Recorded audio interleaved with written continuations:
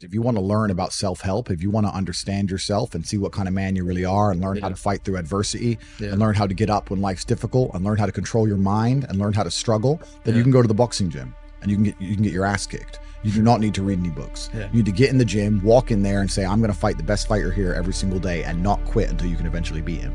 But most people are not man enough for that. So instead they'll read a self-help book and they'll sit there and try and talk to me about mindset.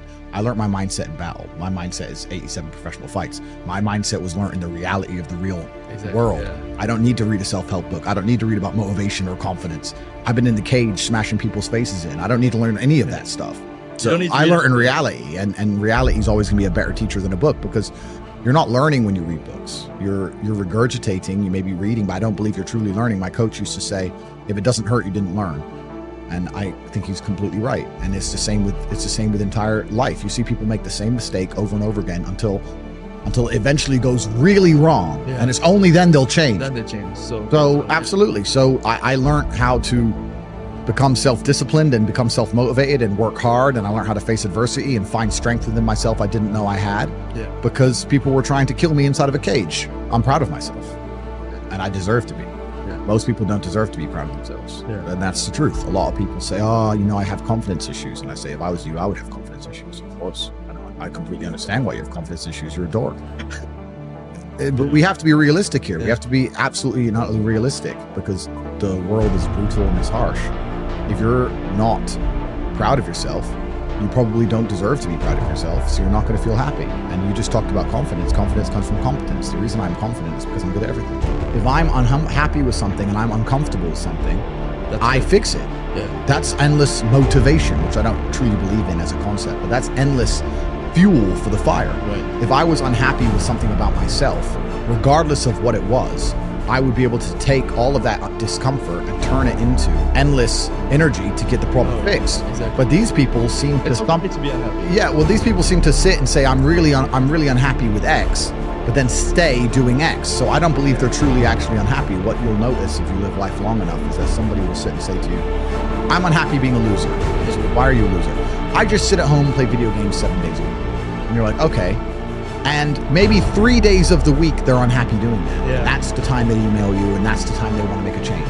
But 4 days of the week, they don't really. It doesn't really bother them. It doesn't really bother them, because if it bothered them 7 days a week, guess what? They would fix it. So I have very little sympathy for people, and that's not because I'm not a nice person, but it's because I've been so hard on myself, and I've been through so many things that were difficult, and I've been through so much pain and trauma myself. Some of it self-inflicted, some of it given to me by God to make me a better person. But I've been so difficult on myself. It's very hard for me to look at somebody who's refused to be difficult on themselves and see them as my equal or feel sympathy or pity for them. Why would I feel pity for somebody who took the easy route when I took the hardest possible route? I took the hardest possible way to be the man I am, and you were too big of a and now you want me to feel sorry for you? I don't feel sorry for you. I don't feel sorry for these people. And because as a man, you can be anything you decide you want to be. That's the beauty of being male. You can build your character completely from the ground up, just like a video game. Every single thing about me that people respect, I built. I was not born a world champion kickboxer. I was not born this intelligent or intellectual. I was not born this rich. I was not born this strong. I was not born this confident. I was not born this interesting. I was not born this charismatic and humble and gorgeous and tall and strong and sexy. I was not born none of these things. I became these things myself. So I deserve all the spoils of war. And anybody who decides they don't want to work hard enough to become those things, then they deserve to sit and accept they're my inferior. That's their problem. And me as a man, when I've put myself through hell, when I have had such exacting, such stringent standards for myself, why would I then have less exacting, stringent standards on the people I meet? Why would I put myself through hell, be me, and then meet someone who didn't put themselves through hell and then treat them like my equal? No, fuck you. I suffered when you didn't. So you're not my equal because you decided not to suffer. You have enjoyed comfort when I haven't, and that's fine, but don't expect me to look at you as my equal because you're not. I'll snap your fucking neck. When I tell people that you are the sum of the 5 people you spend the most time with, everyone agrees. They go, yeah, that's probably true. The 5 people you spend the most time with, that's what you're gonna end up like. They say, yeah, that's true. And then they continue to hang around with people who they don't want to be. Why? There has to be a point. There has to be a point where you sit and go, okay, you're my friends, etc., etc. I love you guys. Yeah, we can talk, whatever. But I'm on a different life path. You have to leave some people behind. you wouldn't want to be, if you were to come hang out with me and you were in a room with me and my 5 friends, you'd feel self-conscious. I'm with killers. We're fucking monsters. If you were to come hang around with me and my crew, you would be self-conscious, and that self-consciousness would motivate you, or they would certainly instill the discipline required for you to change. You don't feel self-conscious amongst your peers. That's why you don't change. If you were to get in a room and you're the only person who ain't a fucking monster, you'd want to become a monster. That's life. That's humanity. So I say this to people all the time. If you know you're the sum of the 5 people you hang around with, why you hang around with people you don't want to be? If we were still in the animal kingdom, the lions that you see on TV, they weren't just born big lions. They had to fight other lions. They had to fight to get that antelope. They had to fight other animals, hyenas, jackals. They had to fight to be the boss. We're living in a comfortable world now where people think, oh, it doesn't matter, it doesn't matter. But you know what? To some degree, it does matter. It does matter, and I'll tell you who it matters to. It matters to your soul, and it matters to God. I stand in the mirror with a pure heart. I know I am the best version of me that could possibly ever exist. I know that God is proud of me. There's nothing that God hates more than sloth and laziness. If God were to create a man and that man were to sit around and do fuck all, God will frown upon you. It's why you're never lucky. If you're listening to this and you think I'm never lucky, I'll tell you why, because God dislikes you because you're fucking lazy. Start to work, start to show God the beauty of his own creations. You'd be amazed how lucky you'll become. Wow. God is unhappy with these people. And inside their hearts, they're unhappy. We talk about depression, anxiety, all those things you mentioned earlier on this podcast. That comes from self-loathing. You loathe your own weakness. You loathe your own laziness. This is what all of these things are. I don't feel depression. How can I feel depression when I'm the most powerful version of me that I could ever fucking be? How can I feel depression when I could squeeze my own hand hard enough to break my own bones? How can I feel depression when I've smashed and destroyed 68 people's faces in front of me, men who thought they could test me in fair combat? How can I feel depressed? It's impossible. There are men out here who fail daily, and they have yet to feel the true consequence for it. They fail to go to the gym when they know they should have gone to the gym. They fail because they forgot their keys and it took them 10 minutes to find them. They fail because they replied to a question they got sent on WhatsApp the wrong way. They fail because they didn't smile when they were supposed to. They didn't say please and thank you to that person who helped them. They fail because they didn't say hi to that girl who's looking at them out the corner of their eye. They just fail perpetually. They go through life missing every opportunity and just failing. And somehow we've built a society which is so soft and God is so giving and so graceful that they still have a place to eat and somewhere to sleep, and they're still surviving. That shows how nice God is, because before this society, truthfully, if you were that level of failure, you would be dead. Survival of the fittest. It's survival of the fittest, and none of these men out here are fit.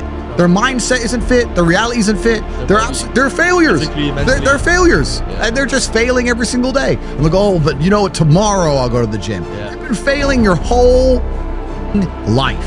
That's all you've done is fail. And then you sit and wonder why people like me absolutely and utterly outcompete you. It is so easy to become a top tier male in the world today because the competition is so ridiculously low. There are 2% killers like me, and everybody else, amateur. Head to toe amateur. They can't even pay attention to anything. They can't try anything. They're amateurs.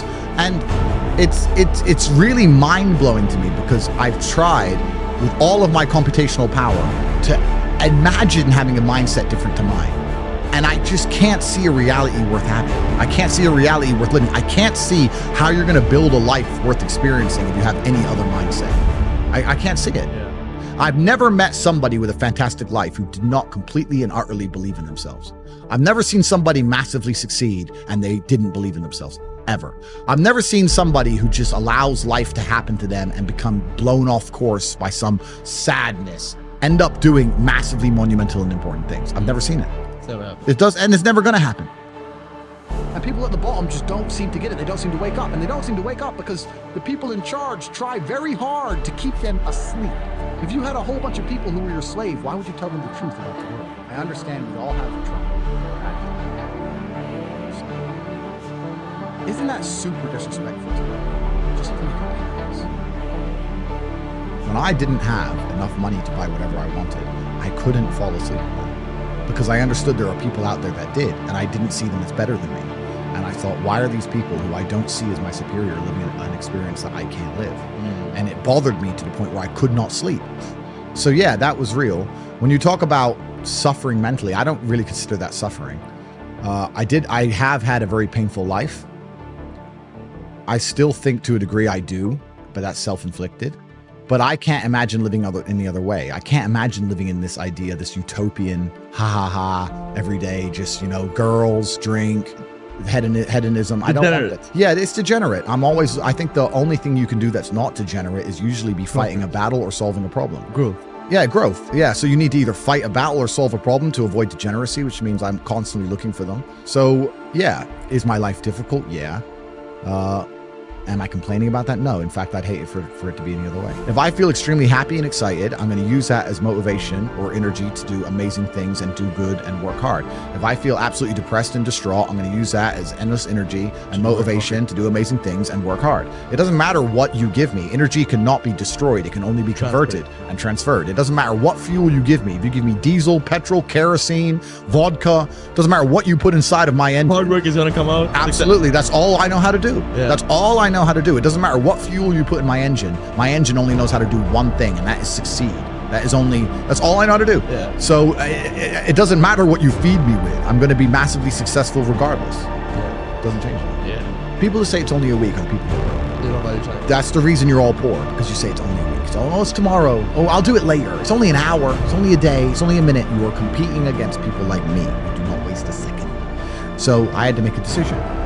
And I decided that as the oldest man in the family, it's more important that I achieve financial stability for all of us than to go and pay respects to my father in his funeral, because I paid respect to him every single day of his life. I pay respect to him every single day now, and I pay respect to him by being monumentally successful. The reason my father is talked about and discussed at length is because of the absolutely amazing son I've become. Yeah. I am keeping him alive forever by working so hard, by becoming so unique and individual and fantastic and humble.